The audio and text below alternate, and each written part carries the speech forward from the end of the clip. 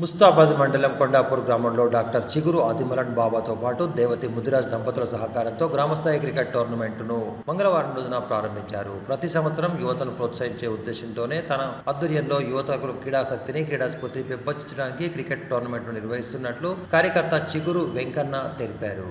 కాగా మంగళవారం నిర్వహించిన టోర్నమెంట్ ప్రారంభ కార్యక్రమానికి బీజేపీ జిల్లా కౌన్సిల్ సభ్యులు మేరుగా అంజాగౌడ్, గ్రామస్తులు పెద్ద ఎత్తున యువకులు హాజరై ప్రారంభ కార్యక్రమంలో పాల్గొన్నారు. కాగా పాల్గొన్న విజేతలకు మొదటి బహుమతిగా 4,000, రెండవ బహుమతిగా 3,000 నగదును అందిస్తున్నామని ఈ సందర్భంగా వెంకన్న పేర్కొంటూ క్రీడాకారులు ఈ టోర్నమెంట్ లో పాల్గొని తమ సత్తా చాటుకోవడమే కాకుండా క్రీడాశక్తిని పెంపొందించుకోవాలని కోరారు. కార్యక్రమంలో మాజీ సర్పంచులు మామిండ్ల లక్ష్మణ్, నాయకులు మంద బాలరెడ్డి, కరుణాకర్, అనిల్, దాసోజు శ్రీనివాస్, బీసీ విభాగం జాతీయ కార్యదర్శి సురేష్ గౌడ్, బట్ట మురళీకృష్ణ, తోటకూర శ్రీకాంత్ తదితరులు హాజరయ్యారు.